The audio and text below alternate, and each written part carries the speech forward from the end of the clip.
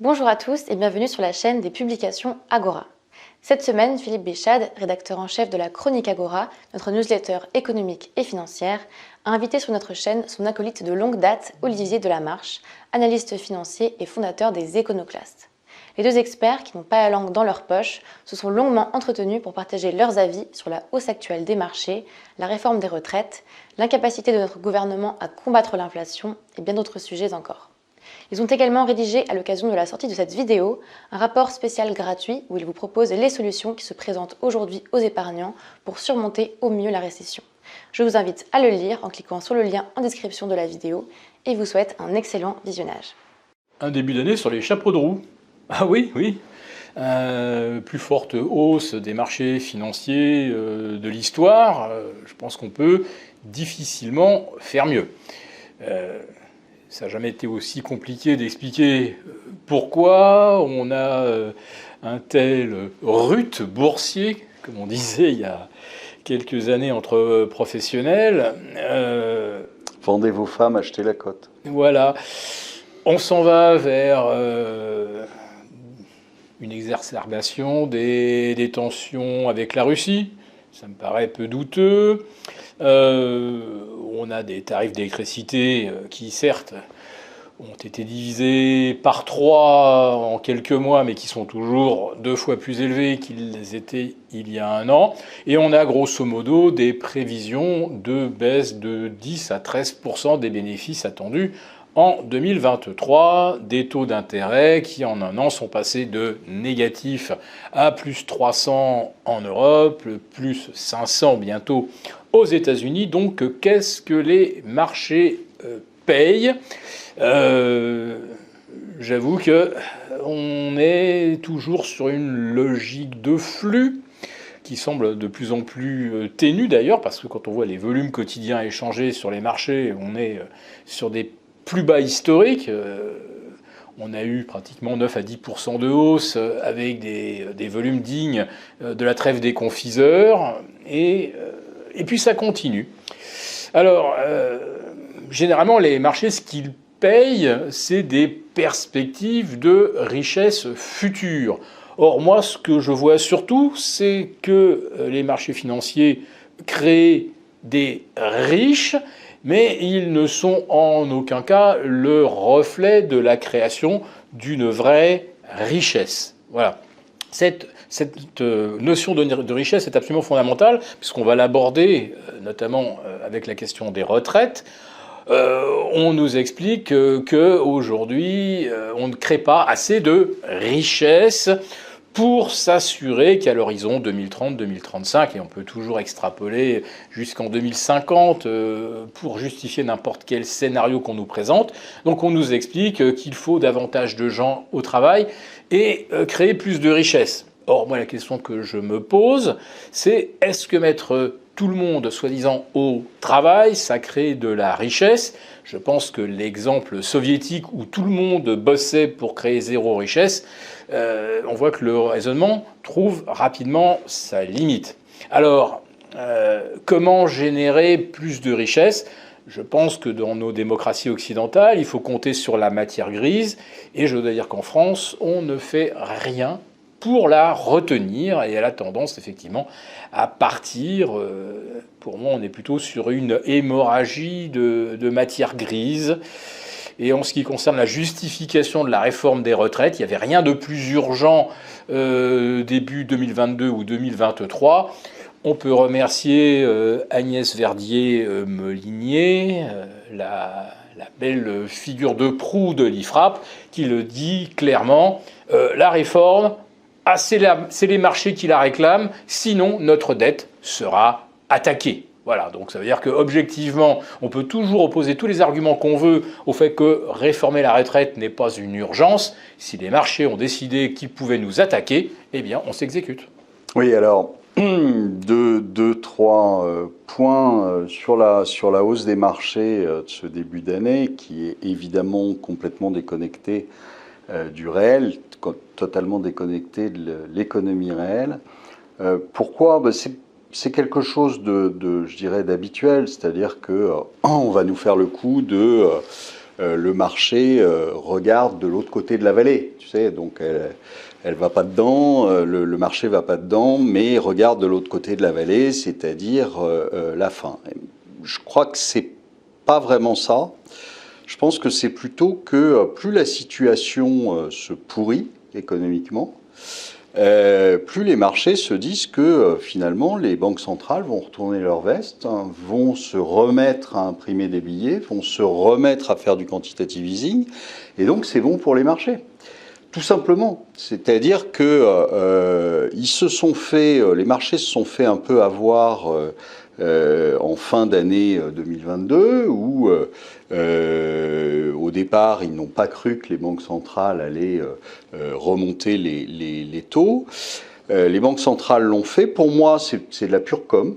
C'est pas autre chose que de la com, parce qu'ils savent très bien que ça servira pas à grand chose, pour la bonne et simple raison que je l'ai déjà expliqué 50 fois, mais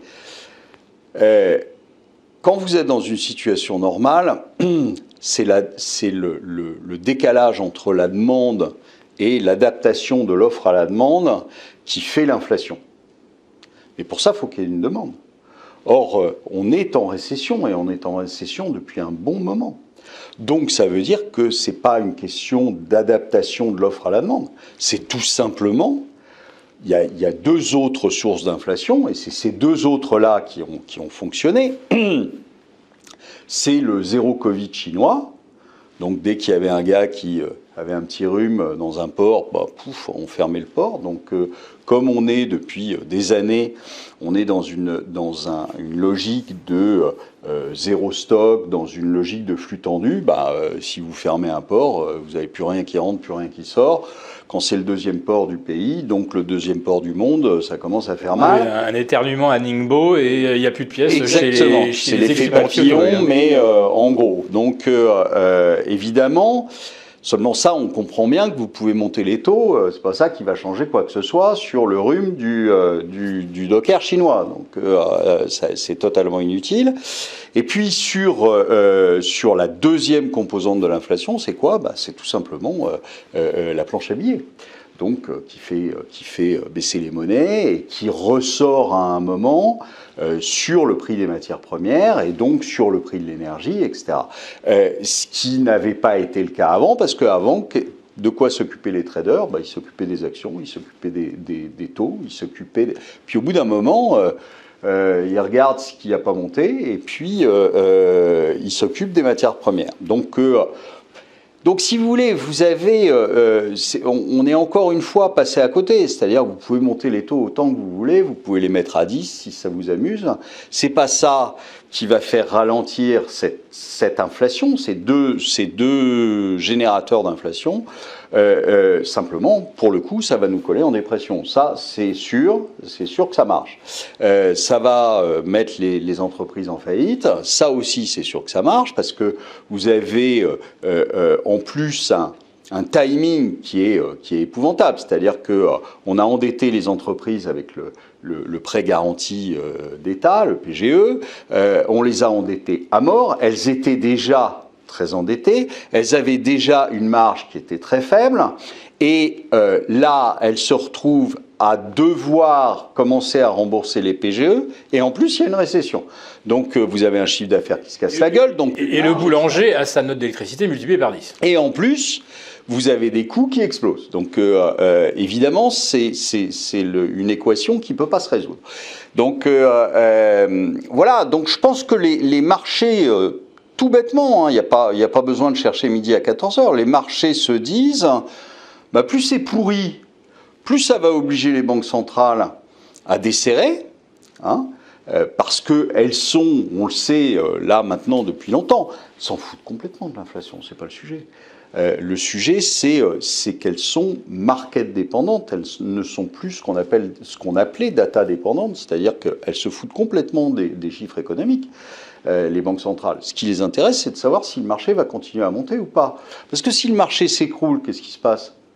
Aux États-Unis, on ne paye plus les retraites, parce que les fonds de pension s'écroulent, parce qu'ils ont mis du risque, parce qu'ils n'avaient plus rien sur l'obligataire, donc il fallait bien qu'ils aillent chercher du rendement ailleurs. Donc ils se sont mis principalement en actions, en options, etc. Donc ils vont en prendre plein la figure.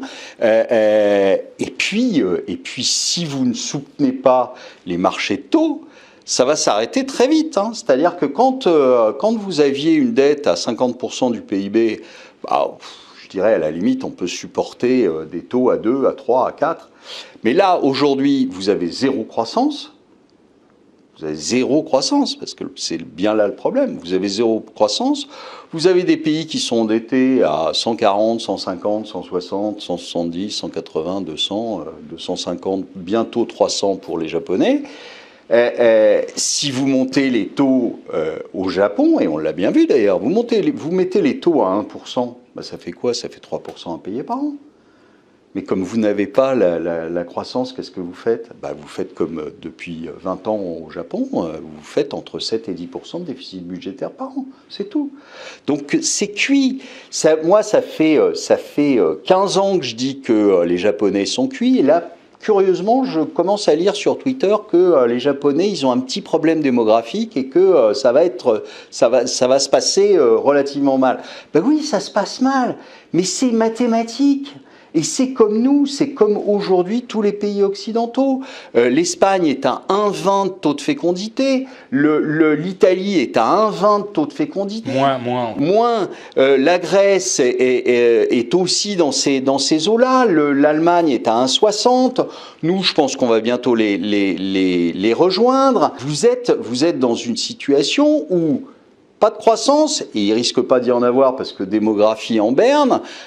On sait tous que à partir de 75 ans, c'est pas une vue de l'esprit. À partir de 75 ans, vous consommez moins qu'un type de 45. Normal, vous avez moins de sous déjà, et vous avez moins de revenus, et en plus vous dépensez moins parce que vous n'avez plus les mêmes attentes et les mêmes envies, que vous ne pouvez plus emprunter, il y a quand même pas mal de choses qui viennent et qui pèsent sur la consommation. Or, je vous rappelle que la consommation, c'est 70% du PIB. Donc, évidemment, si vous avez moins de consommation, vous avez moins de croissance. Et si vous avez moins de croissance, il faudra m'expliquer comment on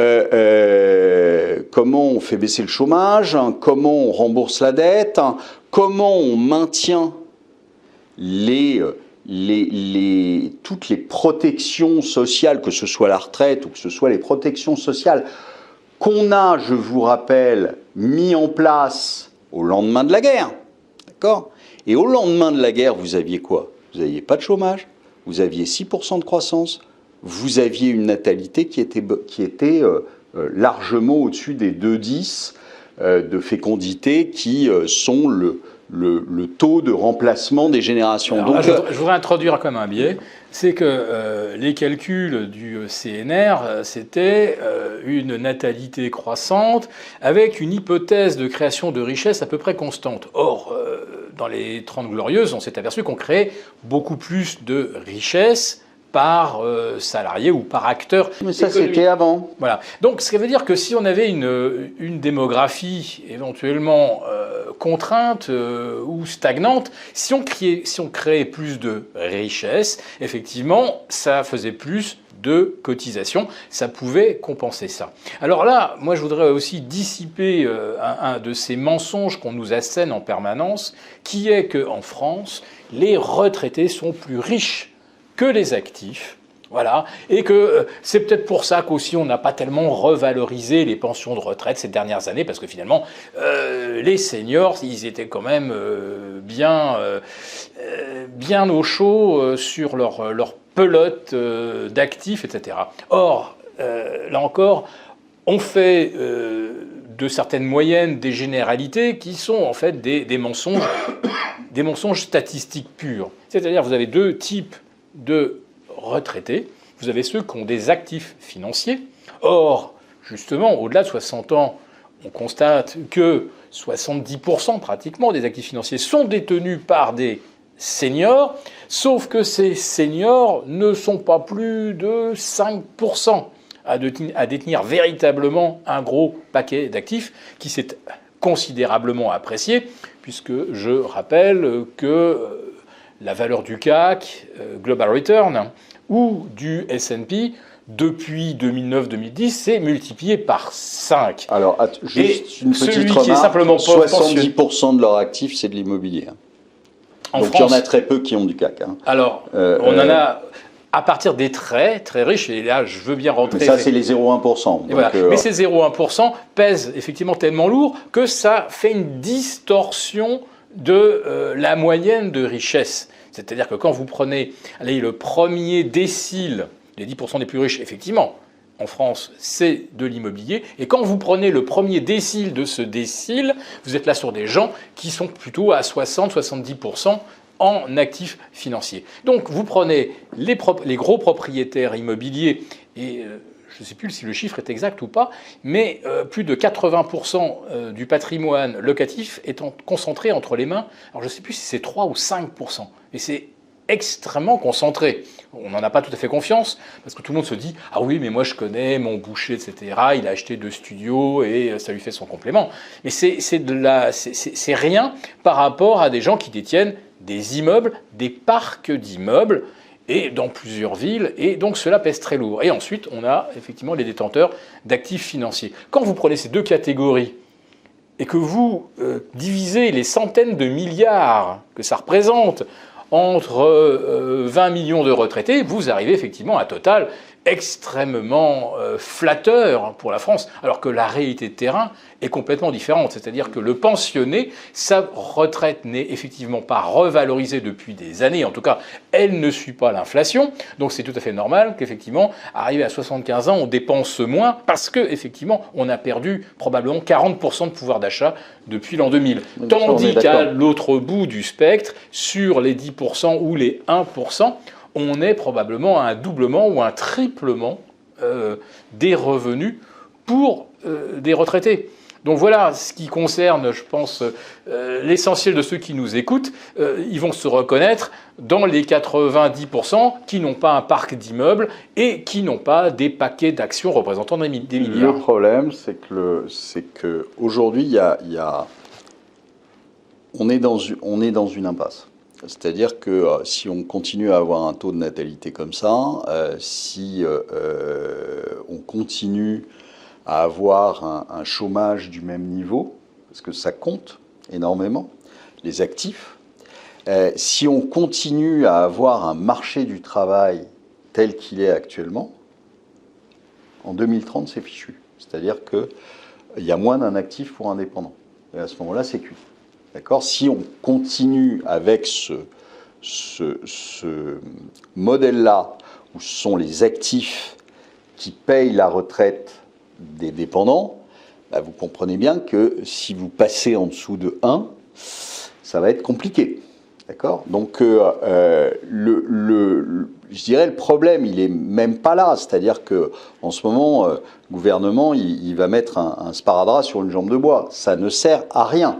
C'est-à-dire que dans 2 ans, je vous fais les paris, on va remettre le truc sur le tapis, on va baisser les pensions, on va augmenter les souscriptions, enfin le paiement de la retraite. Enfin, on est dans quelque chose. Il faut repartir d'une page blanche, c'est-à-dire il faut voir que les conditions de la création de ce système ne sont plus là et ne seront jamais là, ne seront plus jamais là. En plus, avec la politique du gouvernement, elles ne seront plus jamais là. On n'aura pas de croissance, on n'aura pas de baisse du chômage, etc. Il n'y a que dans l'esprit malade de M. Bruno Le Maire que le chômage a baissé, qu'on est au plein emploi. On est très très loin du plein emploi. Donc ça veut dire quoi ? Ça veut dire que et la plupart des gens ne vont même pas être concernés par cette réforme, pour la bonne et simple raison qu'ils sont au chômage à 58 ans. Donc leur parler de retraite à 62 ou à 64, ça va faire 6 ans de plus au chômage. Sauf que on réduit aussi la période de chômage. Donc ils se font... En gros, ils se font baiser de tous les côtés, les Monsieur Français. Macron avait dit en 2017, ça serait extrêmement hypocrite d'étendre l'âge de la retraite, puisqu'il avait parfaitement conscience qu'à 55 ans et au-delà, on n'était plus embauché, et qu'au-delà de 58, on avait effectivement du mal même à se maintenir dans l'emploi. Par contre, il y a une bascule, c'est-à-dire qu'à partir de 62 et jusqu'à 67, ceux qui sont encore dans l'emploi à 62, ils vont aller facile à 67, ils ne sont pas vraiment à risque. Il y a une espèce de vallée, tu en parlais tout à l'heure, de cette vallée qui se situe en fait entre 55 il faut et changer 61, complètement 62. le système, c'est-à-dire faire, pour moi, une retraite qui est plus à la carte. Toi et moi, on peut continuer à travailler jusqu'à 75 ans, c'est pas un problème. On n'est pas fatigué, on trimballe pas des pierres toute la journée. On fait en plus un métier qu'on aime, donc ça nous pose aucun problème. Donc le truc, c'est réellement de faire quelque chose qui est, à mon avis, beaucoup plus souple, beaucoup plus à la carte. Qui est des gens qui partent. Moi, j'ai pas de problème avec le fait que des gens qui ont commencé à 15 ans et qui ont trimballé des pierres toute leur vie partent à 40 ans. Mais en revanche, si tu veux bosser tout en prenant ta retraite, etc., on ne devrait pas pouvoir l'empêcher. On devrait pouvoir avoir quelque chose de beaucoup plus souple. Et puis, secondo, c'est la vraie question. C'est pas de s'occuper de la retraite, c'est s'occuper du travail en France. C'est-à-dire de créer les conditions pour que on se retrouve pas avec 25% de chômeurs, pour créer les conditions pour que on s'amuse pas à vendre toutes les pépites qu'on a technologiques, etc. aux Américains, créer les conditions pour qu'il y ait une vraie réindustrialisation qu'il n'y aura jamais. Aujourd'hui, à partir du moment où on va pouvoir parler de ce qui s'est passé, par exemple, avec RT, quand tu nies le droit de propriété, quand tu peux, en dehors de tout problème juridique, de toute législation, tu peux fermer une société. À partir de ce moment-là, ça veut dire quoi? Ça veut dire parce qu'elle a une nationalité qui ne te plaît pas. Demain, ça va être qui? Ça va être les Chinois. Après-demain, ça va être qui? Ça va être le gars qui regarde de travers Monsieur Macron. Donc ça veut dire que dans ce cas-là, comment veux-tu faire revenir les entreprises en France? Aujourd'hui, moi, un Chinois qui met des sous en France, je le regarde bizarrement, je lui dis mais qu'est-ce que tu fous? T'as pas compris en fait ce qui se passait ou quoi? Qu'est-ce qui va se passer le jour où ton gouvernement aura décidé d'annexer Taïwan? Qu'est-ce qui va se passer? Il va se passer qu'on va te virer. Donc à partir de là, tu ne peux plus investir en France. Et il n'y aura pas de réindustrialisation. Et en plus, on fait tout pour dégoûter les gens avant même qu'ils arrivent. Donc, pourquoi veux-tu aujourd'hui qu'une entreprise industrielle vienne s'installer en France alors qu'elle sait qu'elle va payer 4 fois le prix de l'électricité, alors que si elle va aux États-Unis, elle aura un prix d'électricité 4 fois moins cher. Évidemment qu'elle va aller aux États-Unis, elle ne va pas aller en France. Donc, Bruno Le Maire là-dessus est totalement dépassé. Mais c'est juste hallucinant. Donc l'histoire de l'électricité, on va y venir 2 minutes, mais l'histoire de l'électricité, c'est très simple. On fait comme les Espagnols et les Portugais. C'est-à-dire qu'on sort, on dit messieurs, votre système est pourri, votre système vise à mettre par terre EDF, votre système met par terre toute l'économie française. On sort. Et on n'en a rien à foutre. Mais tout ça, c'est idéologique parce que on sait que si on sort, ça veut dire en gros qu'on a fait une connerie pendant des années. C'est ça, c'est avouer qu'on a fait une connerie depuis des années. On a une équipe dirigeante qui est absolument infaillible. Mais oui. Donc les gars ne vont jamais sortir, sauf que c'est ça qu'il faut faire. Parce que du jour au lendemain, votre facture est divisée par 4. On n'a plus d'histoire avec les boulangers qui vont tous sauter, avec les entreprises qui vont tous sauter. Moi, je discute avec des entrepreneurs, c'est hallucinant. Il y a des gars qui passent de 20 000 euros d'électricité par an à 1 million, entre 1 million et 1,5 million. Comment voulez-vous qu'ils fassent? Ça veut dire qu'ils mettent la clé sous la porte. Donc, à partir de ce moment-là, si vous voulez, quand j'entends Bruno Le Maire qui nous dit on va réindustrialiser la France, on a un chômage qui est au tapis, on est en plein emploi, etc. Mais c'est se foutre de la gueule du monde. Donc, le problème, c'est que tant qu'on n'aura pas réglé ça, tant qu'on n'aura pas une réelle diminution du chômage, parce qu'on réindustrialise, parce qu'on garde les sociétés chez nous, etc., ce qui n'est pas le cas, hein, si vous laissez partir toutes les sociétés, et si là, vous créez les conditions pour que les gens en aient marre. Moi, j'ai un family office, hein, donc je le vois en permanence, je vois des gens qui jettent l'éponge. Des entreprises qui valent aujourd'hui entre 5 et 25 millions, qui jettent l'éponge, qui disent moi je vais pas m'emmerder à travailler 70 heures par semaine, à me battre en permanence pour garder les emplois, pour faire progresser ma société, tout ça pour donner du pognon pour les villas de Monsieur Zelensky. Il y a un moment où il faut arrêter. Alors j'ai quelques chiffres que je peux apporter en soutien.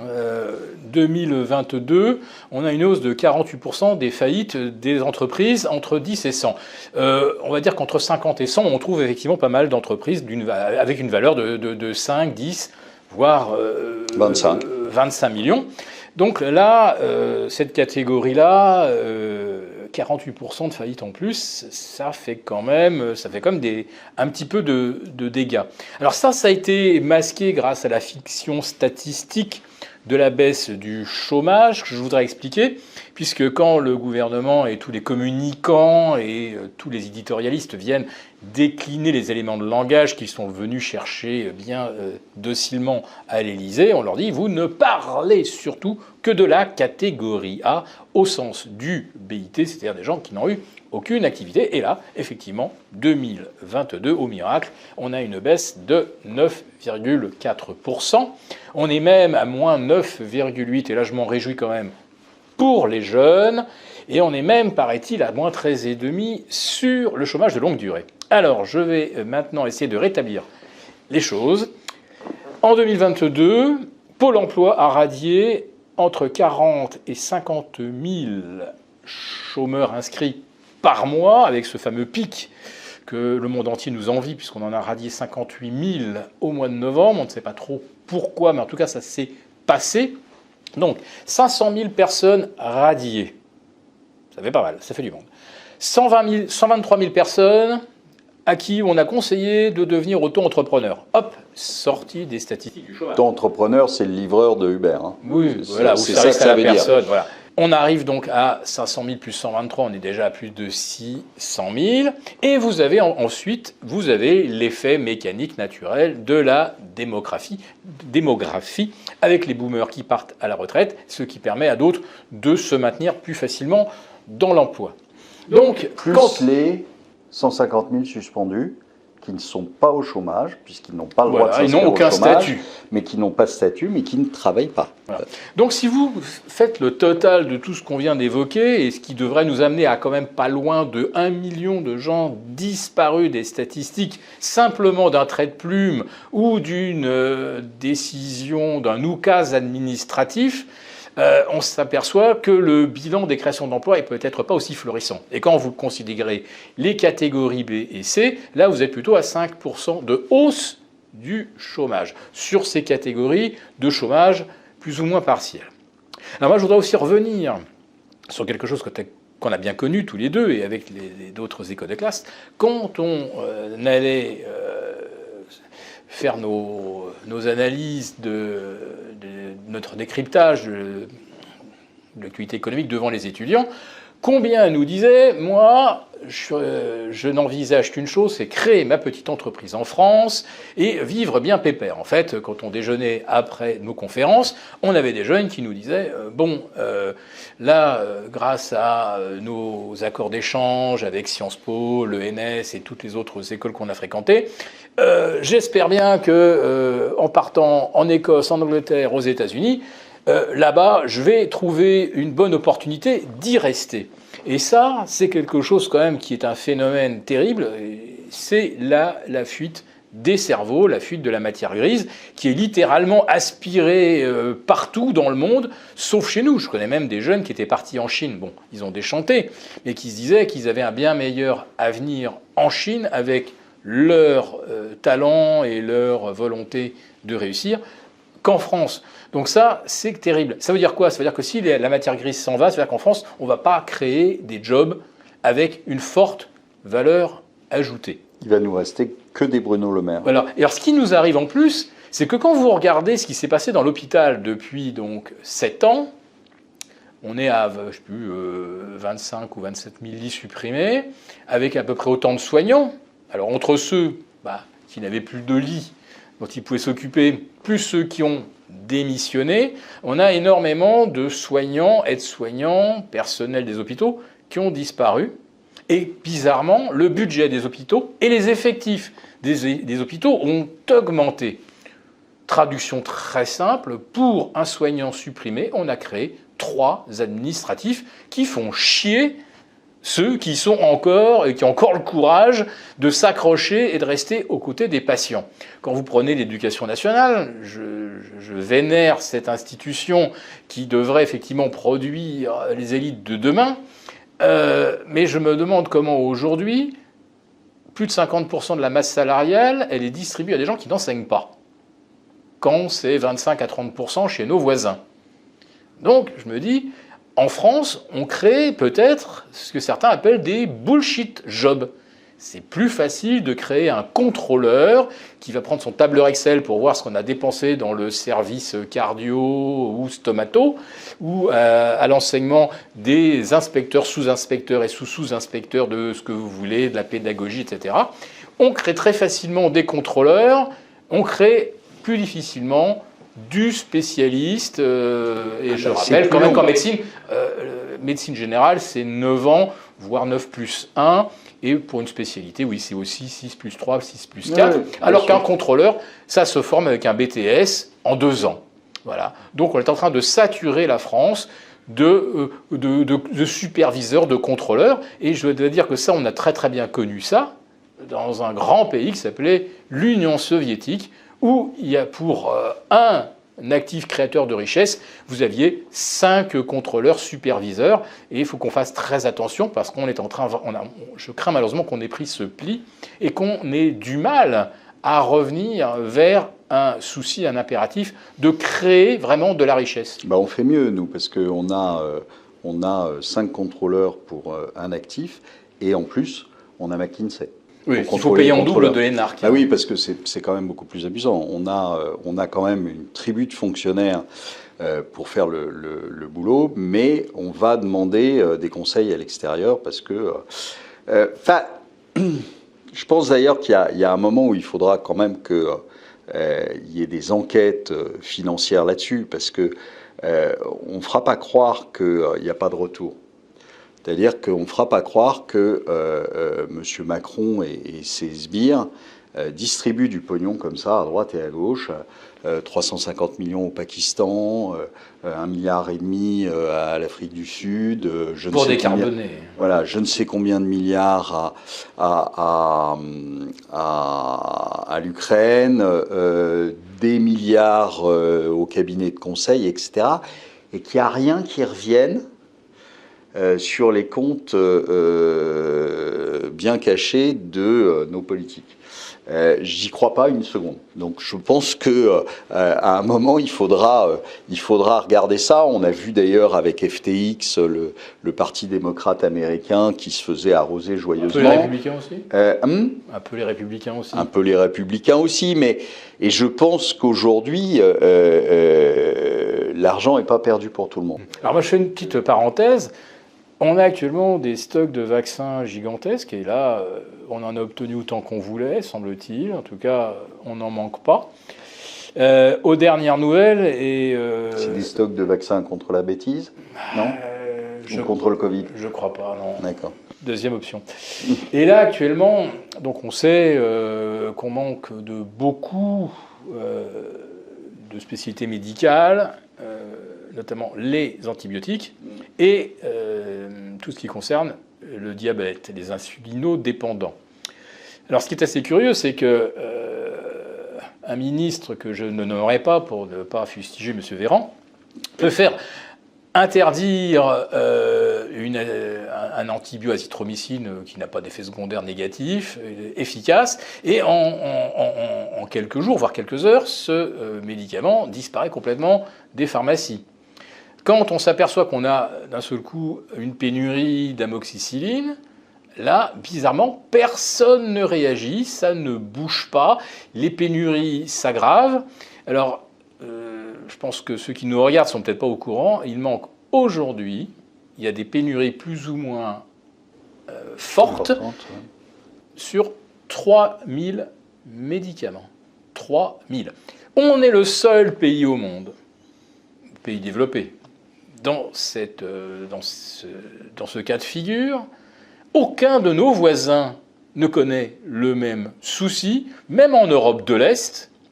Ils ont toute la panoplie des antibiotiques, de tout ce qu'il faut pour les insulinodépendants, pour soigner tous les types d'affections.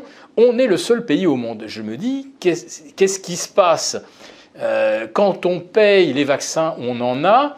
Alors qu'est-ce qu'on n'a pas payé pour qu'on n'ait pas les antibiotiques et tout ce dont on a besoin?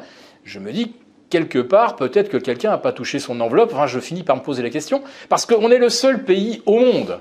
Le seul pays au monde. On est également le seul qui n'a pas réintégré, effectivement, les soignants qui n'ont, je le rappelle également, aucun statut légal vis-à-vis du droit européen. C'est-à-dire que la France devrait être immédiatement sanctionnée, on devrait être rappelé à l'ordre en permanence sur le fait qu'on ne peut pas suspendre des gens qui n'aient aucune protection d'aucune sorte, aucune indemnité, etc. Et tout ça, ça coule dans un silence médiatique assourdissant. Et ça, c'est exactement comme ce que je te disais à propos des revirements du gouvernement. Ils peuvent pas. Ils peuvent pas aujourd'hui. Ils sont allés tellement loin. Ils ont tellement pourri la situation pendant le Covid. Ils ont tellement tapé sur les gens qui n'étaient pas vaccinés, etc., que s'ils reviennent en arrière sur le personnel non vacciné, ils vont encore passer pour des cons. Et donc, jamais un politique ne veut passer pour un con. Pourtant, ils devraient être habitués parce qu'ils en font. Mais ils accepteront jamais de dire on s'est trompé. Donc, ils sont obligés d'aller à chaque fois jusqu'au bout. Parce que accepter qu'ils aient pu se tromper, c'est quelque chose qu'ils ne supportent pas de faire. Donc, et c'est pour ça qu'à chaque fois, on a un espèce de jusqu'au-boutisme vis-à-vis de l'Ukraine. Ça, c'est pareil. Vis-à-vis du personnel de santé, c'est pareil, etc. Ils font des conneries. Et après, ils les assument pas. Donc, il faut aller jusqu'au bout. C'est le syndrome Cahuzac. Hein. C'est-à-dire que quand on a dépassé un certain seuil d'engagement personnel dans le mensonge, on est obligé d'aller jusqu'au bout. Bien sûr. Regarder la caméra qui vous fait face et dire aux Français qui sont juste derrière l'objectif « Je n'ai pas de compte en Suisse » et tous ceux qui le prétendent, je les attaquerai, je les traînerai devant les tribunaux pour diffamation, et puis jusqu'au jour où la réalité éclate. Si on se résume, on peut imaginer que les banques centrales ne sont pas prêtes de reprendre effectivement la main sur l'inflation. Le pouvoir d'achat va continuer à baisser. Je crois qu'il y a de plus en plus de gens qui sont conscients qu'ils font un peu ce qu'on appelle des bullshit jobs. Donc on peut comprendre qu'effectivement ils aient envie d'arrêter le plus tôt possible et pourquoi pas à 60 ans. On a donc ce qu'on découvre, peut-être des comportements de prédation de la part de cabinets type McKinsey, mais on a tous les autres, hein, les Ernst & Young, Accenture, etc., qui coûtent effectivement un pognon de dingue aux Français. On a ce qu'on découvre avec Bruno Le Maire et cette rentabilité qui génère des super profits de la part des sociétés d'autoroutes. Et puis on découvre maintenant, effectivement, là, c'est vraiment au grand jour que nos éditorialistes, nos médias viennent chercher leurs éléments de langage directement à l'Élysée, avec peut-être, je je dirais, cette évolution majeure, c'est qu'il était normal que l'État ou les RG échangent avec le milieu journalistique. C'est toujours mieux de confronter les éléments que chacun détient. Mais on s'en tenait quand même à respecter une certaine forme de... Enfin voilà, on respectait la réalité, alors qu'aujourd'hui, on a des éléments de langage qui sont totalement mensongers, manipulatoires. Donc, on est dans la pure propagande. Alors, la question que je me pose, maintenant que personne ne peut nier tout ça, parce que c'est connu, ou ça va en tout cas... Ça va, la nouvelle va forcément se diffuser dans la population. Est-ce qu'on peut imaginer que les gens, enfin, vont comprendre que manipuler, soumis à de la propagande, à de la prédation, à une inflation dont on ne peut pas reprendre le contrôle si on garde, par exemple, effectivement, notre mode de calcul des prix de l'électricité, est-ce que les gens vont enfin bouger ou pas ? Je suis partagé parce que l'information est quand même bien verrouillée. On l'a vu avec la fin de RT. Donc, ils ont coupé les vivres, ils ont empêché l'argent d'arriver. Donc, la patronne de RT est obligée de fermer RT. On rappelle qu'il n'y a strictement aucun grief. Aucun grief. D'ailleurs, l'Arcom, parce que sous pression de Monsieur Macron, qui ne pouvait pas voir en peinture RT, parce que c'était la seule chaîne sur laquelle il n'avait pas le contrôle. Donc il a diligenté plusieurs fois l'Arcom pour essayer de trouver quelque chose, et l'Arcom n'a jamais rien trouvé. Donc il faut se souvenir qu'elle avait réobtenu le droit d'émettre en décembre. Et 2 mois après, il y avait la première interdiction, mais qui n'était pas prononcée par l'Arcom, qui était prononcée par Madame van der Leyen. D'accord ? Je vous rappelle que cette femme est corrompue jusqu'à l'os, qu'elle a été virée du ministère de la Défense allemand pour ça, et qu'on la retrouve à la tête de l'Europe, donnant ses directives et donnant ses ordres. Donc, on a une situation où réellement le gouvernement voulait absolument verrouiller toute l'information, et c'est ce qui a fini par arriver. Donc aujourd'hui, je ne sais pas si tu as regardé la télé récemment, moi je la regarde jamais, donc comme ça c'est fait, mais je me suis renseigné un peu, il y a des manifs monstres en Espagne pour virer le gouvernement. Je ne suis pas sûr que tu l'aies vu une fois aux 20h. Non, jamais. Donc on fait l'omerta sur la plupart des choses, si bien que les Français ne savent que 10% de ce qui se passe. Je ne suis pas sûr que tu fasses un sondage en France, je ne suis pas sûr que les gens aient envie de donner leur pognon à M. Zelensky, qui est une ordure complète, qui est corrompu, mais jusqu'à la moelle. La moitié de son gouvernement a foutu le camp avec voilà. Le pognon qu'on leur avait envoyé. Enfin, je veux dire, c'est un truc hallucinant. Il est manipulé comme une marionnette par les Américains, par l'OTAN. Et on lui envoie du pognon. Et en plus, maintenant, M. Macron veut délibérément nous mettre dans la guerre. Il n'a rien demandé à l'Assemblée, il n'a rien demandé aux Français. Je suis pas sûr que les Français aient envie demain de se prendre des bombardements sur la figure. Non, il veut pas être en reste, puisque les Polonais, ils ont été les premiers, si vous, à forcer un petit peu la décision. C'est beaucoup les Anglais aussi. En tout cas, les Polonais ont été les premiers qui ont servi de prétexte aux Allemands pour dire si les Polonais le font, on va le faire. Oui, bien sûr. C'est merveilleux. Mais tout ça, c'est manipulé depuis le début. Moi, j'avais écrit dans ma lettre il y a déjà un moment en disant si M. Biden est élu, on a une guerre. On l'a, d'accord ? Moi, je pensais réellement que le conflit allait se faire avec la Chine et pas avec la Russie au départ. Je pensais que ça allait se faire avec la Chine. avec comme prétexte Taïwan ou avec comme prétexte les îles Spratly, etc., mais que ça allait se déclencher en mer de Chine.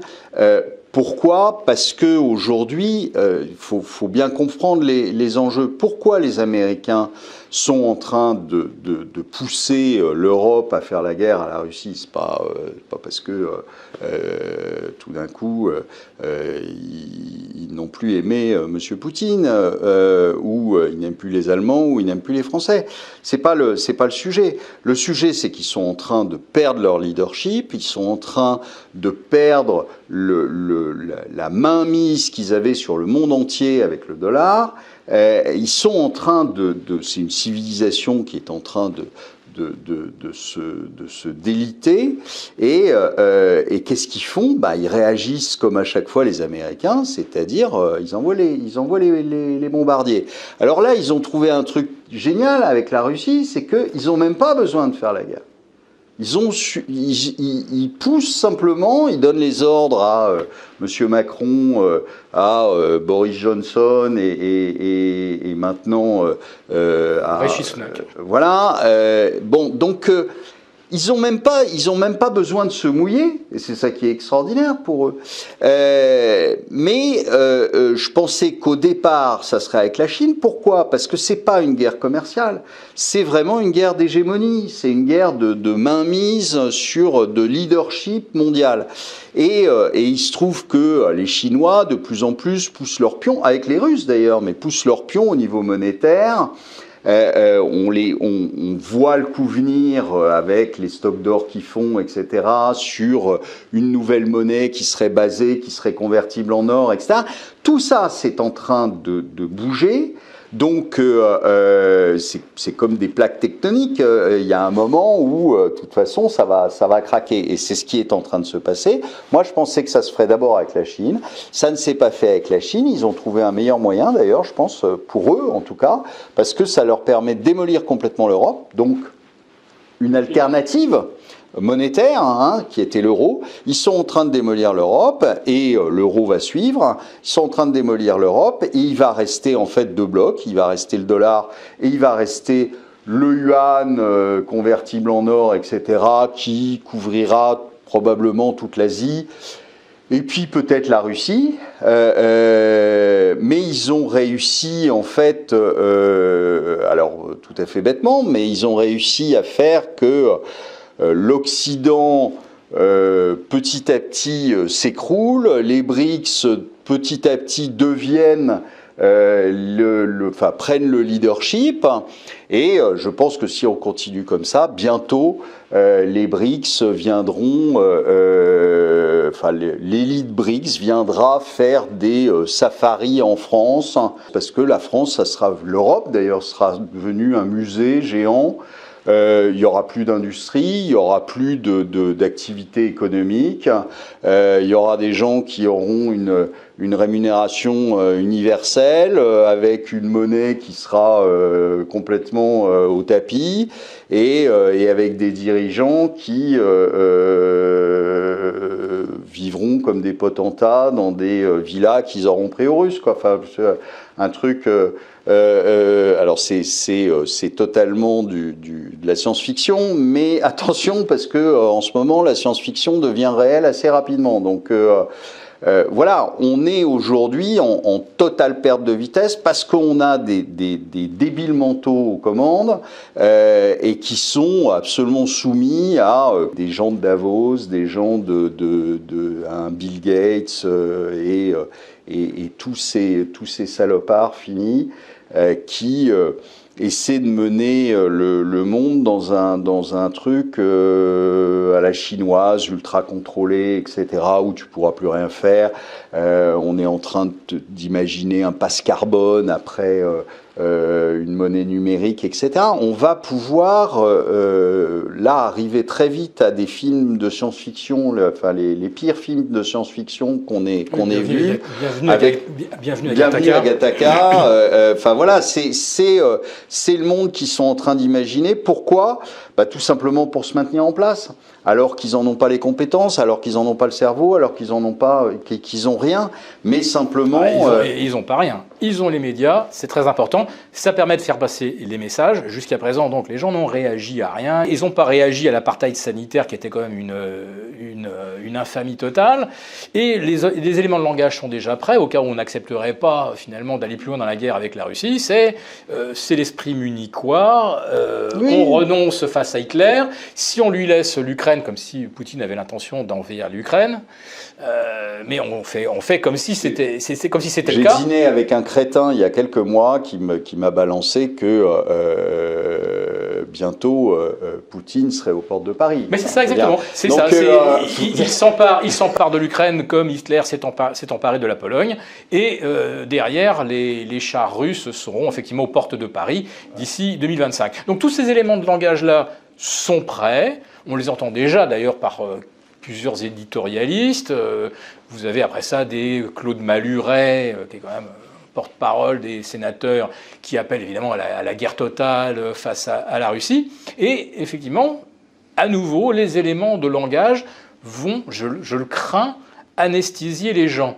Alors ça, si vraiment on a cette vision qui est quand même pour moi un peu pessimiste, c'est-à-dire qu'à un moment, la démocratie, il faut qu'elle reprenne le contrôle, mais s'il n'y a personne pour le faire, alors ça veut dire que si on n'envisage pas qu'il y ait de renversement de situation qui pourrait effectivement nous sauver, enfin je parle notamment par exemple des tarifs de l'électricité, on sort de ça, on retrouve immédiatement des tarifs corrects, compétitifs, et on peut envisager de réindustrialiser. Si on ne le fait pas, on continue comme ça. Donc la question que je me pose et que je vais te poser aussi, c'est si on prend cette hypothèse pessimiste, que les gens continuent d'être complètement endormis, se font complètement retourner la tête par des éléments de langage dont on sait très bien qui les conçoit et qui les diffuse en toute connaissance de cause, alors qu'est-ce que doivent faire ceux qui désespèrent du fait que les choses changent?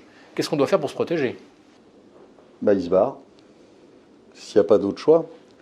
Si tu veux, moi j'y crois de moins en moins. J'ai commencé d'ailleurs à douter du fait que les gens un jour se révoltent. Ça date de 2011. 2011-2012, quand la Grèce a eu ses problèmes, et que là, ça a été le programme qui a été appliqué vis-à-vis des Grecs a été épouvantable. La Grèce tombe, et là, moi, je me suis dit, les Grecs, c'est quand même... Bon, il y a eu toute la période des généraux, etc. Je me suis dit, les gars, ils vont prendre les fusils, ils vont attendre les députés à la sortie de l'Assemblée, et puis ils vont se faire un carton. Oui, mais non. Et en fait, c'est passé. Et je pense que ça a été un excellent laboratoire, si tu veux, pour l'ensemble des dirigeants qui ont regardé à ce moment-là et qui se sont dit, mais en fait, on peut leur taper vraiment sur la tête et puis ça ne bronche pas, quoi. Et puis là arrive le Covid, et là, c'est quand même magique. Enfin, le Covid, on aurait demandé aux Français du côté impair de la rue de sauter à cloche-pied sur le pied gauche et puis sur le pied droit du côté pair, ils l'auraient fait. Ah, mais si on avait dit aux Français que le Covid, de par sa structure moléculaire, ne descendait pas en dessous de 50 cm au-dessus du sol, les Français auraient rampé. Oui. Donc en fait, tu peux aller super loin. Et là, aujourd'hui, tu revois des gens avec des masques. Moi, j'en ai revu dans le Jura. Dans le Jura, je peux vous dire que c'est quand même pas... vous n'avez pas de promiscuité comme dans le métro à Paris. Hein. C'est bon. J'ai vu quand même des gens qui baladaient leurs chiens dehors, tout seuls, avec leur masque. Ils avaient peur de contaminer les oiseaux, peut-être, ou les vaches qui croisaient. Enfin, c'est hallucinant. Tu vois des gens qui sont dans leur bagnole, tout seuls, vitre ouverte, avec un masque. Donc à partir de ce moment-là, tu te dis, c'est pas eux qui vont faire la révolution, quoi, si tu veux. Donc je suis pas certain, moi, que les gens bougent. Aujourd'hui, si tu veux 1 million de personnes sur les Champs-Élysées, tu as le choix entre le réveillon du jour de l'an. Là, tu as 1 million de personnes. Une victoire de l'équipe de France à la mondiale. Une victoire de l'équipe de France au foot. Mais sinon, entre les deux, pour défendre leurs enfants, pour défendre leur vie, eh bien là, tu n'as personne. Là, tu as 100 000, 200 000, mais tu n'arriveras jamais à foutre 1 million de personnes sur les Champs-Élysées. Donc, je me dis, non, c'est fichu. Moi, je ne vois pas aujourd'hui, ou alors il va falloir aller très très loin, mais là, aujourd'hui, je rappelle quand même que les gilets jaunes, c'était quoi? C'était 1,40 sur l'essence? T'étais à 1,40 sur l'essence. Et les gilets jaunes, ils ne pouvaient pas déjà se payer leur trajet, etc. Aujourd'hui, là, je viens de prendre l'autoroute pour venir du Jura. 2,17 le 95. 2,17. Et 2,22 bon. Le diesel. D'accord? Donc, et là, bientôt, comme le diesel, je rappelle, est essentiellement russe, hein, je pense que ça va être rigolo là dans les semaines à venir, parce qu'en février, ils arrêtent de nous approvisionner en diesel. Donc ça va être très drôle, parce que je rappelle quand même que le diesel, en gros, c'est le sang de l'économie. Le diesel, c'est les camions, le diesel, c'est le kérosène aussi, c'est le fuel. L'agriculture. Je pense qu'on va se marrer. Je pense qu'on va se marrer parce que quand on va commencer à avoir des pénuries, ou quand on va avoir le prix du diesel qui va faire 3, je pense que ça va être taquin. Mais bon, là, ce que je constate, c'est que ça va de pire en pire. Qu'on a des boulangers, mais pas que, on a plein de PME qui sont en train de mettre la clé sous la porte. Et tu vois 1 million de personnes aux Champs-Élysées? Jamais, jamais. Tout ça, ça passe. Et donc, moi, l'esprit révolutionnaire du Français, j'y crois pas une demi-seconde. Voilà, j'aimerais y croire, hein. Je serais ravi que certains finissent devant un tribunal, voire mieux. Mais je pense que ça ne se fera pas. Bon, je pense qu'on est un petit peu d'accord, hélas, hein, sur ce constat un peu pessimiste, que c'est probablement pas de la base que va jaillir la lumière de la démocratie et d'un renouveau. Donc, si on continue de subir, entre guillemets, et qu'on ne peut pas partir avec ces milliards en Belgique ou à Dubaï, qu'est-ce qu'on fait quand même pour ceux qui nous suivent, pour nos abonnés et ceux qui restent? Alors, qu'est-ce qu'on fait? La meilleure chose, c'est de prendre son sac et se barrer. Après, il y a évidemment tous ceux qui ne peuvent pas le faire. Et tous ceux qui ne peuvent pas le faire, la première chose pour moi qui est importante, c'est quand même essayer de sauver les meubles, c'est essayer de sauver son patrimoine, c'est essayer de sauver son épargne. Or aujourd'hui, sachez-le, vous êtes dans une banque traditionnelle, une banque généraliste, ou vous êtes dans une assurance vie, eh bien j'ai une mauvaise nouvelle pour vous, c'est que M. Macron et sa bande vont vous prendre votre argent d'une manière ou d'une autre. Alors, on est aujourd'hui un pays qui est en faillite, hein, donc évidemment les impôts vont augmenter de façon hallucinante. Sachez que fin 2021, octobre, novembre 2021, si mes souvenirs sont bons, M. Macron avait commandé un rapport qui aurait pu être intitulé, je ne pense pas qu'il l'ait intitulé comme ça, mais qui aurait pu être intitulé « Comment est-ce que je paye mes conneries ?» C'est-à-dire, comment est-ce que je paye le quoi qu'il en coûte, les X centaines de milliards qu'il a rajoutés à la dette française, donc comment je fais? Et vous avez deux inénarrables économistes qui sont Jean Tirole et Olivier Blanchard, l'un prix Nobel de je ne sais quoi et l'autre qui est ancien économiste de la BCE. Donc ils ont rendu un rapport. Ce rapport, en résumé, c'était, écoutez, Monsieur le Président, il y a deux endroits où il y a du pognon en France, hein, il y a l'assurance vie et l'immobilier.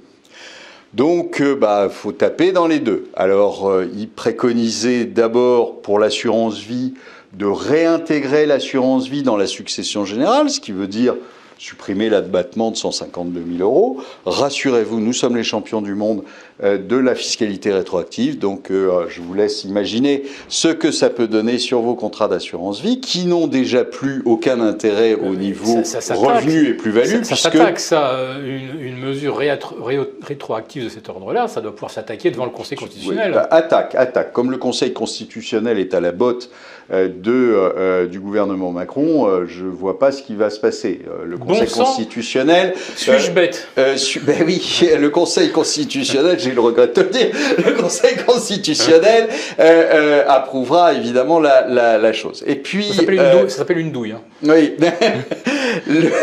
ou un scud, c'est comme tu veux. Et donc, la deuxième chose, c'est l'immobilier. Et l'immobilier, bon... là, aujourd'hui, est en train de se retourner complètement, mais c'est loin d'être fini.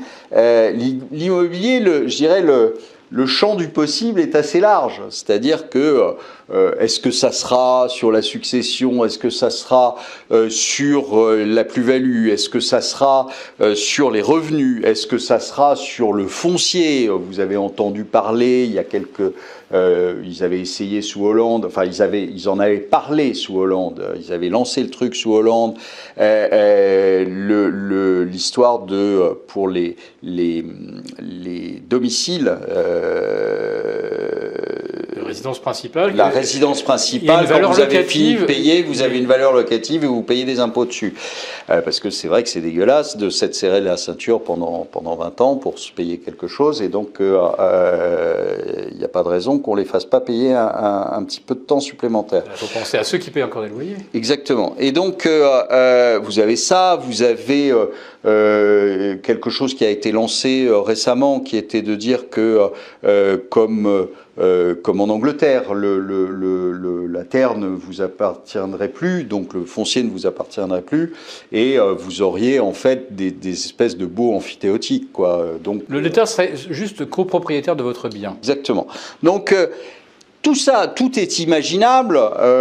Une combinaison d'ailleurs de tout ça est aussi imaginable, hein, puisque ils sont pas en reste quand il s'agit de faire une bêtise. Donc, ça veut dire quoi? Ça veut dire qu'ils vont faire déjà plonger le marché de l'immobilier. En plus, vous avez tout ce tas de normes qui sont rajoutées. Vous ne pourrez plus bientôt vendre de l'immobilier s'il est classé E, F en termes d'isolation, performance énergétique, etc. Donc, tout ça va se rajouter. Et donc, ça veut dire quoi? Ça veut dire que il faut réellement, je pense... basculer totalement votre mode de pensée en termes d'investissement et en termes de sauvegarde de l'épargne. C'est-à-dire que les vieux réflexes qu'on avait il y a 30 ans, il y a 20 ans même, l'immobilier contre l'inflation, qui était de dire il y a de l'inflation, il y a du risque, etc. Je vais me réfugier sur l'immobilier, etc. Tout ça, à mon avis, vous pouvez laisser tomber parce que le monde, l'environnement a changé totalement, et donc continuer à utiliser ce logiciel, c'est mortel. Croire aujourd'hui que une banque est un lieu sûr, croire que un assureur, une assurance vie est quelque chose de sûr, c'est juste ne pas être au courant de ce qui se passe. Le réveil a été brutal l'année dernière, oui. Parce qu'un classique 60-40 défensif, obligation, action, l'année dernière, l'assurance vie, il perd 8%. Oui, et si c'est dans le sens inverse, c'est un petit peu moins. Mais c'est bien pire que ça. C'est-à-dire qu'aujourd'hui, il faut savoir que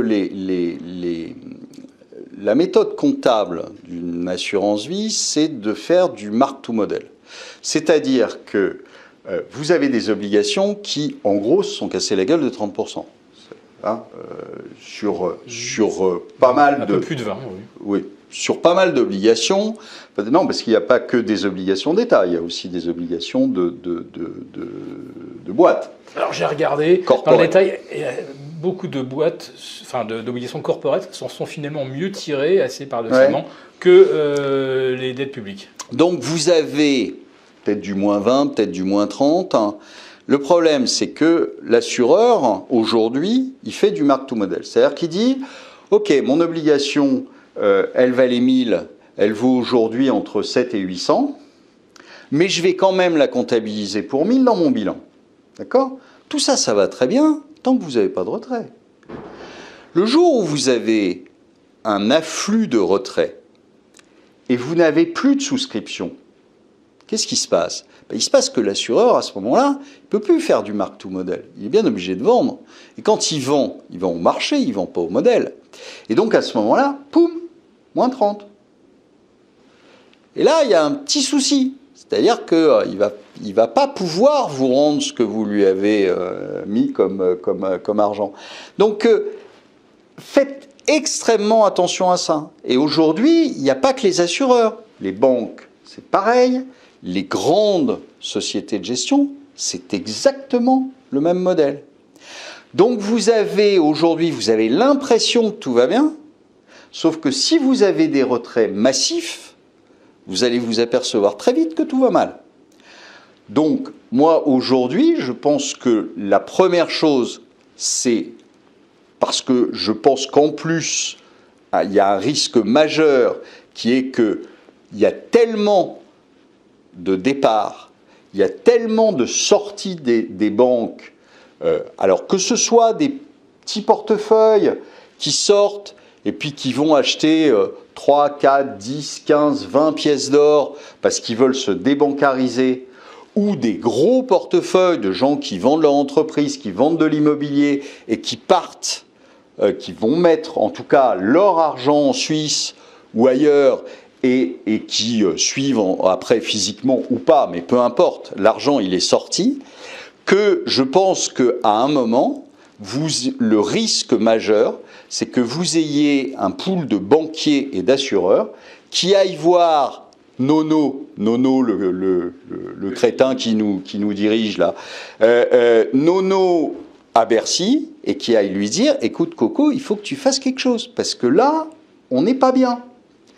Et qu'est-ce que fera Nono à ce moment-là ? Contrôle des capitaux aux frontières et probablement fermeture des banques. Et donc, une fois, si vous êtes resté dans la banque, c'est cuit. Vous n'y avez plus accès. C'est ce que j'avais à un moment appelé en faisant un scénario en disant ça va être la libanisation. Après la japonisation des banques centrales, on va avoir la soviétisation de l'économie et ensuite la libanisation. La japonisation, c'est fait. La soviétisation, c'est fait. La libanisation, on n'y est pas encore, mais à mon avis, on est à peu de choses près dedans.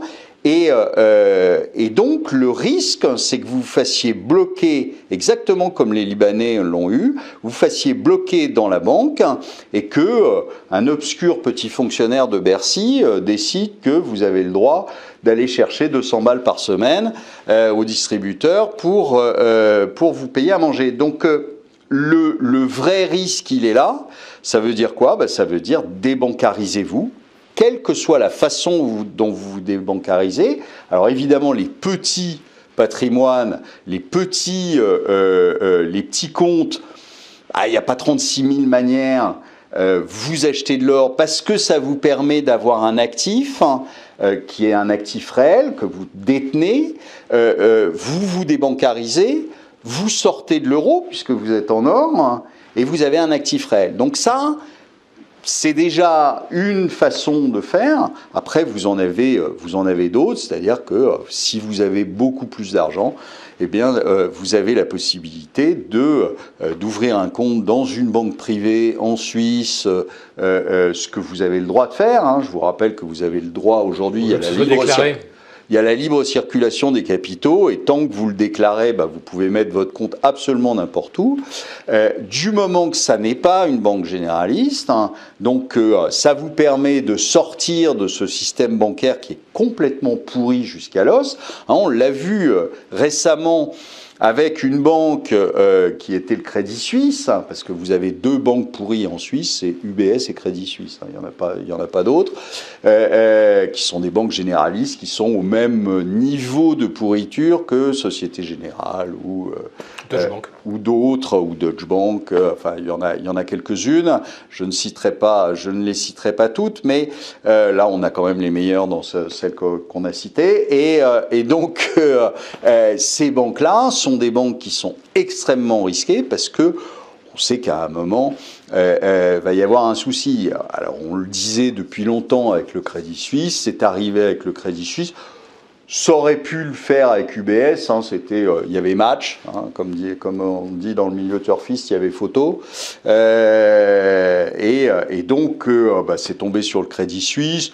C'est très probablement l'UBS qui va récupérer quelques fonctions du Crédit Suisse, et puis le Crédit Suisse, comme Deutsche Bank, hein, vous avez quelques banques qui ont récupéré quelques secteurs de Deutsche Bank, mais Deutsche Bank c'est fini. Or, ça a quand même été il y a 20 ans, personne n'aurait imaginé qu'à un moment, Deutsche Bank puisse sauter comme ça. Enfin, donc, Crédit Suisse non plus.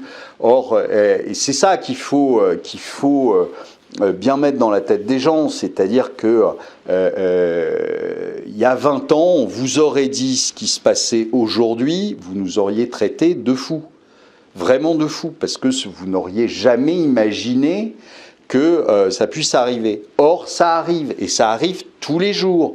Donc, moi, il y a 20 ans, on m'aurait dit qu'il fallait se signer une auto-attestation pour aller faire pisser mon chien. Je vous aurais regardé bizarrement, hein. Je vous aurais dit, faut pas abuser de la fumette, hein, parce que c'est pas bon. Mais il se trouve que oui, il se trouve que c'est arrivé. Donc, moi, dès que je vois quelqu'un qui me dit mais non, ça ne peut pas arriver, je le regarde un peu bizarrement maintenant en lui disant t'es vraiment sûr?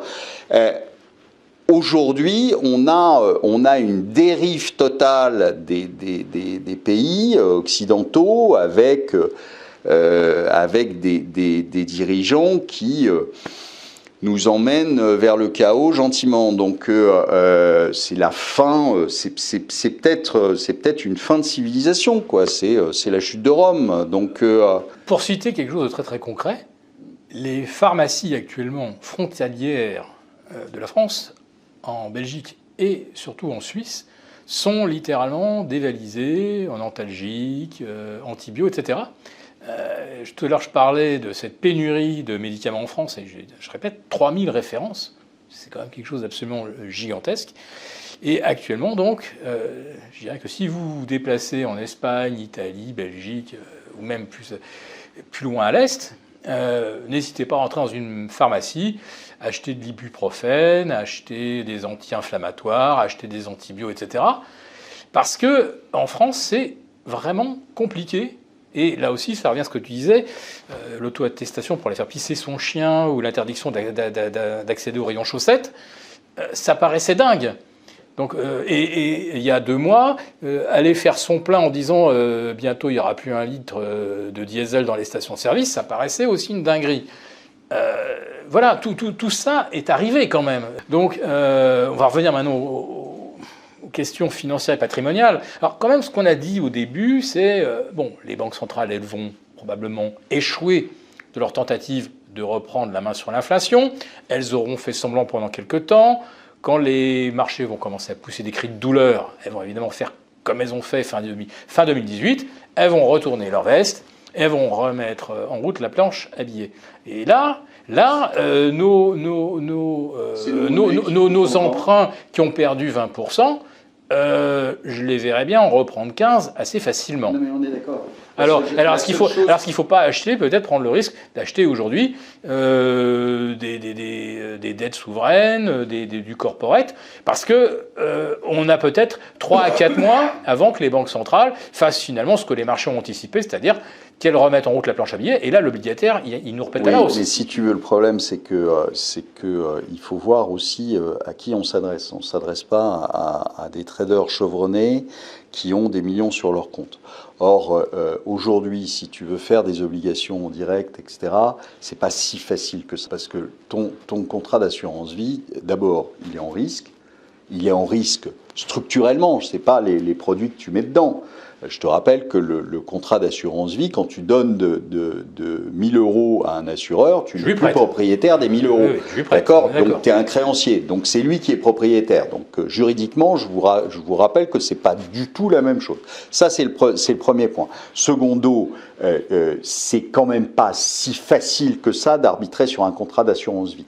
Donc tu peux pas acheter, vendre, machin et faire ton truc, ta salade comme ça. Ensuite, tu es obligé de passer par un fonds. D'accord ? Donc tu fais confiance à un gérant. D'accord ? Et donc aujourd'hui, si tu veux vraiment jouer le marché obligataire, il faut quand même que tu aies quelques sous. Si tu veux vraiment le faire avec des choses qui sont intéressantes et sur lesquelles tu choisis exactement ta duration, etc., il faut quand même... Le ticket d'entrée, c'est 1 million. Voilà, il faut quand même avoir quelques sous. Donc, non, moi, je suis d'accord sur le fait que c'est une évidence pour moi. Toutes les banques centrales vont retourner leur veste. Alors, est-ce que ça sera dans le premier trimestre ? Je ne suis pas sûr, ça peut être dans le deuxième, mais de toute façon, à mon avis, ça se fera dans le premier semestre 2023, parce qu'ils n'auront pas le choix, pour plein de raisons, ni aux États-Unis, ni à la BCE, encore moins à la BCE, tout simplement parce qu'aujourd'hui, vous avez des spreads de taux entre l'Italie, l'Allemagne, etc., qui font que je doute que l'Italie tienne longtemps à 4% sur ses taux. Vu son taux de dette, j'ai quand même de sérieux doutes. Donc, on va avoir très probablement un revirement des banques centrales. Et en effet, revirement des banques centrales, ça veut dire quoi ? Ça veut dire qu'elle se met à tout racheter et qu'elle va faire un support, qu'elle va faire remonter la totalité, que ce soit obligataire ou que ce soit action, exactement à la japonaise. Mais... et c'est là le problème, c'est que c'est une question de vase communicant. Moi, je veux bien que la BCE se remette à faire tourner la planche à billets comme une folle. Sauf que ça fait quoi sur l'euro ? Ça fait un euro qui se fait démolir. Et l'euro, tu vas le retrouver, là, il va recasser la parité, et tu vas le retrouver à 0,60 contre $1. Ok. Voilà. Donc, si on part dans cette hypothèse-là, bon, déjà rien que les taux. Imaginons qu'on ne se préoccupe pas du différentiel entre l'euro et le dollar. Globalement, si les taux reviennent de 500 à 250 aux États-Unis et de 300 à 150 en Europe, ça veut dire quoi ? C'est l'once d'or à 3000, l'once d'argent à $50. On est d'accord. On est d'accord. On est d'accord. On est d'accord. Voilà. L'or encore peut-être plus que l'argent, même si je suis super positif sur l'argent, tu as toujours une composante qui est une composante matière première industrielle. Donc, plus tu t'enfonces dans la récession, moins tu as de demande d'argent. Or, les marchés se foutent complètement, et ça, malheureusement, il y a beaucoup d'économistes et de stratégistes qui se plantent systématiquement là-dessus, parce qu'ils voient l'offre, que ce soit sur le pétrole, que ce soit sur l'argent, que ce soit sur toutes les matières premières. Ils ne fonctionnent qu'avec l'offre. Alors, ils t'expliquent qu'il y a une offre qui a baissé sur l'argent, il y a une offre qui a baissé sur le pétrole, et que donc, a priori, ça va faire exploser les cours. Rappelle-toi, quand on était à 120 sur le pétrole, on t'expliquait que ça allait aller à 140, etc. Moi, j'étais un des seuls à ce moment-là à dire, bah non les gars, parce que on est en récession, et quand on va jouer la récession, moins de demande, donc le cours va plonger. Ben, il a plongé, c'est ce qui s'est passé. On n'est jamais allé à 140, on est allé en ligne droite à 80, et puis même à 65. Donc c'est toujours la même chose. Et à chaque fois, tu remarqueras qu'à chaque fois qu'il y a la petite musique de la récession qui revient, tu te prends une tôle sur l'argent. C'est systématique. Donc, même si on est tous d'accord sur le moyen terme, il y a une baisse de l'offre, il y a un déficit de l'offre par rapport à la demande qui était attendue plutôt entre 2023 et 2030, mais qui a déjà eu lieu en 2022. Il n'y a plus de stock OLM. Oui, mais on est d'accord. Hein, on est d'accord. Simplement, je te fais les paris que dès que les marchés vont jouer la récession, là aujourd'hui, tu es entre 23 et 24 sur l'once d'argent, tu es entre 23 et 24, et ben tu redescendras à 20. Voilà, c'est tout, c'est comme ça. Après, on peut le regretter ou on peut prendre ça de façon positive en disant que ça sera une excellente occasion de rentrer. J'ai une autre vision, c'est-à-dire que pour moi, l'once d'argent aujourd'hui, quand on veut la détenir, elle n'est pas à 24 $. Hein. Non, si tu veux acheter une pièce, voilà. Elle n'est pas à 24 $. Sur les marchés, elle est à 23. Elle est à 35, 36. Enfin, l'argent, quand on veut en détenir, si tu achètes une pièce, oui. Il y a entre 40 et 45% de primes sur n'importe quelle pièce. C'est du jamais vu. Alors après tu as toujours une prime importante sur l'argent, tout simplement. 20% historiquement, on en est au double. Oui. 20 au bas mot. Hein, mais voilà, si vous jouez un ETF argent aujourd'hui, ça vaut entre 23 et 24. Et je te fais les paris sur l'ETF argent. Si on se met, et je pense que ça va pas tarder, à comptabiliser le résultat de tout ce qu'ont fait nos chers dirigeants sur l'économie réelle, je ne te parle pas des marchés, je te parle de l'économie réelle, eh bien à ce moment-là, les marchés qui ne voient que la demande vont reculer sur l'argent. Voilà. Et ils reculeront moins sur l'or. Les marchés, pour l'instant, ne voient pas la récession, ils ne voient qu'une chose, c'est les statistiques de l'emploi, alors mirobolantes, bien entendu, quand on écoute Nono, ou quand on regarde de l'autre côté de l'Atlantique, hein, on est pour la 3e semaine consécutive, puisque l'année vient de commencer, on est pour la 3e semaine consécutive en dessous du seuil des 200 000. Donc là, on est vraiment sur le plus bas, du jamais vu, sur le chômage aux États-Unis. Donc on a un emploi extrêmement robuste. Donc pour l'instant, il n'y a pas de signal alors, vraiment... d'emploi robuste aux États-Unis, il y a simplement des commentateurs qui ne savent pas comment c'est calculé.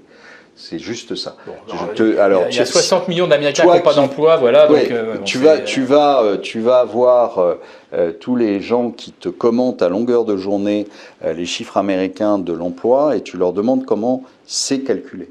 Tu n'en as pas un seul qui te répondra. Pas un seul. Or, dans le pays le plus avancé au monde, pays de Google, les pays des data, etc., dans le pays le plus avancé au monde, figure-toi que le chômage, les créations d'emplois, etc., c'est un sondage. Alors que ça pourrait être très facilement fait, puisque je te rappelle que l'impôt est pris à la source, d'accord ? Donc, les impôts américains ont toutes les statistiques possibles sur l'emploi. Y compris les gens qui ont 3 emplois. Exactement. Mais on n'utilise pas ça. On utilise des sondages.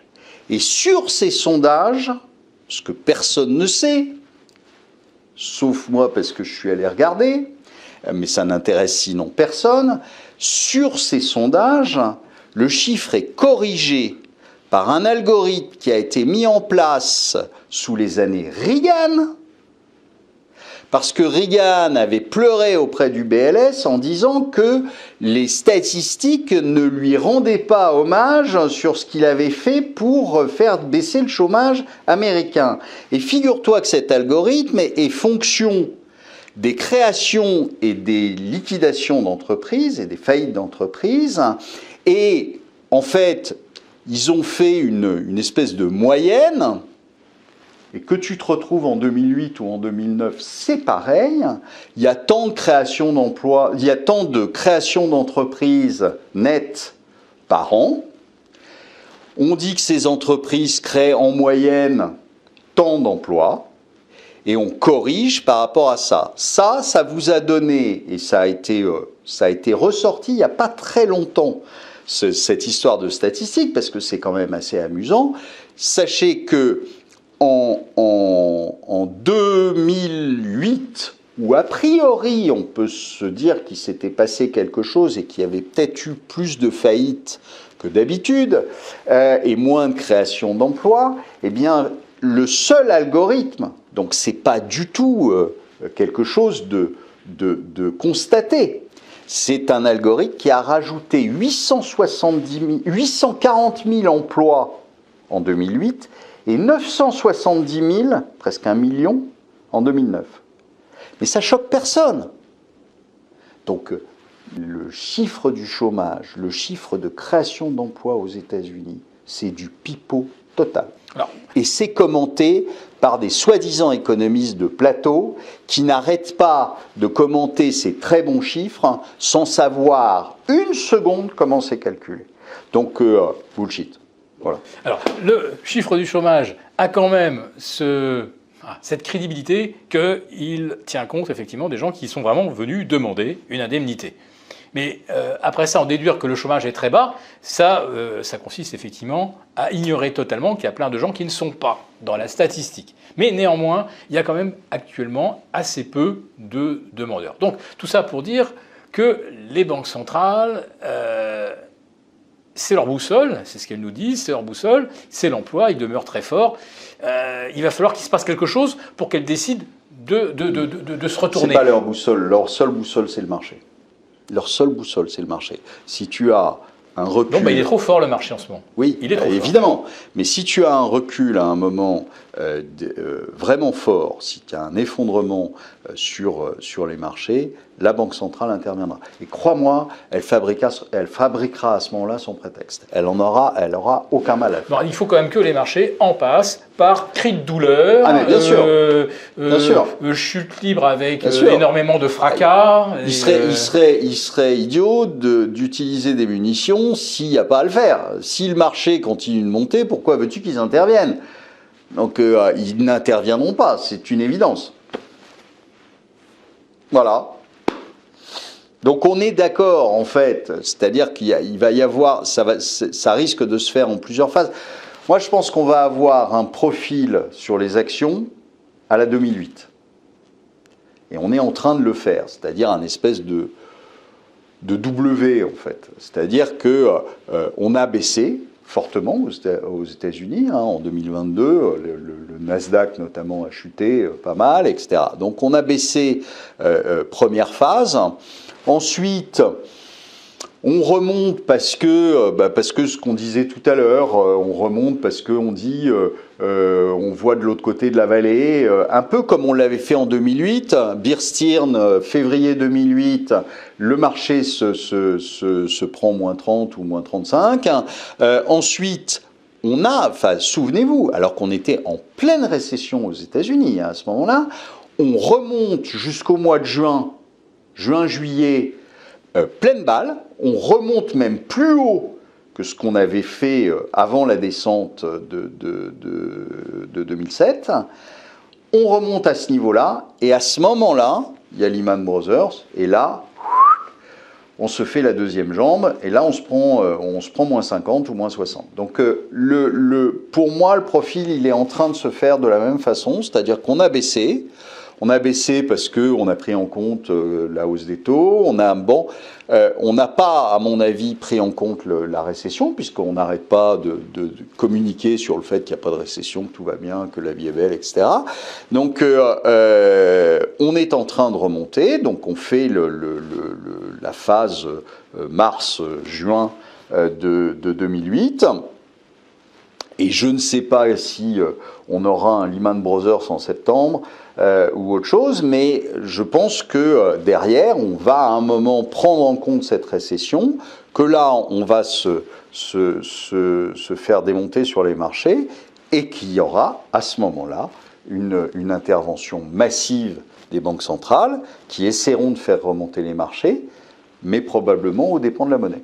Bon, je te remercie Olivier de nous avoir replongé dans le concret et d'avoir appelé un âne batté quand il le fallait. Voilà, on a besoin aussi de temps en temps de cette liberté de ton et de cette vigueur dans le langage. Merci à toi Philippe de m'avoir invité.